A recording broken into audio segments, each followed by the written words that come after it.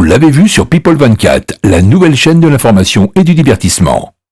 Pour les femmes, c'est quand même compliqué, parce que vous êtes les personnes les plus suivies sur les réseaux sociaux, on va pas se raconter l'histoire, si on devait faire un mix entre les hommes et les femmes sont beaucoup plus suivies sur les réseaux sociaux en règle générale, mais avec cette politique du filtre, de ne pas se montrer tel qu'on est vraiment, etc., c'est pas un double tranchant sur la personnalité même des gens, là, qui au final montrent une image qu'ils ne sont pas dans la réalité. Après, faut savoir doser.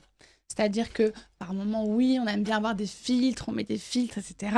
Je vais pas faire genre, j'en utilise pas, j'en utilise. Mais après, par moment, il faut aussi savoir se montrer au naturel. C'est-à-dire qu'il faut pas...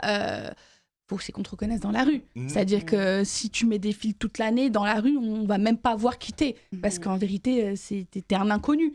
Mais moi, autant j'ai utilisé des filtres et tout, mais par moment, mais j'ai pas envie. J'ai envie de montrer moi. C'est-à-dire, je sors de la douche avec ma serviette, je vais faire une story comme ça. J'en ai rien à cirer, je vais le faire. Par moment, je me trouve super fraîche, j'ai aussi envie de me montrer. Et c'est comme ça, il faut savoir doser. Et par moment, on se trouve belle, on a envie de se montrer. Et par moment, c'est comme ça, on a envie de décompresser, de se dire, en fait, j'ai envie de montrer qui je suis aussi sans filtre et sans make-up, parce que je le fais aussi. Eh bien, écoutez, c'est dit. Ça va être la pub dans quelques instants, mais juste avant, je voudrais juste avoir le point de vue de Vincent. Vincent, justement, il y a ce décalage entre cette vie sur les réseaux sociaux et cette vie numérique et cette réalité. Et notamment, je prends cet exemple du filtre, où il y a de plus en plus de gens qui utilisent les filtres. Moi, j'aime bien raconter cette anecdote, m'en veuillez pas, mesdames, hein. Mais bon, moi, je travaille pour People 24 et on participe à beaucoup de castings. Et il nous arrive de recevoir plein de candidats. Et quand on voit les photos, waouh, quelle super personne et tout.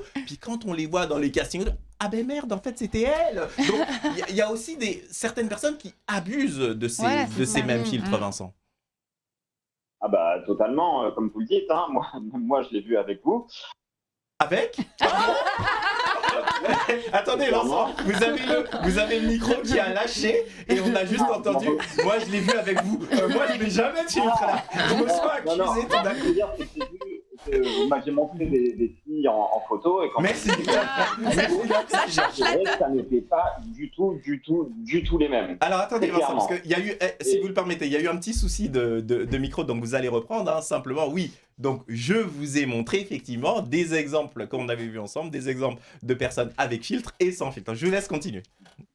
Tout à fait, donc oui, c'était dommage, puisque en fait, en plus, ces filles, elles n'ont pas confiance en elles, puisque assez souvent, elles mettent beaucoup de filtres, et en fait, quand elles viennent, elles sont intéressantes, elles sont sympas, en fait, c'est juste qu'il y a un manque de confiance en elles, et c'est dommage, parce qu'il y en a qui n'ont pas besoin de faire ça, en fait. Eh bien, écoutez. C'est malheureux. Eh ben c'est dit mon cher Vincent, que j'applaudis bien fort.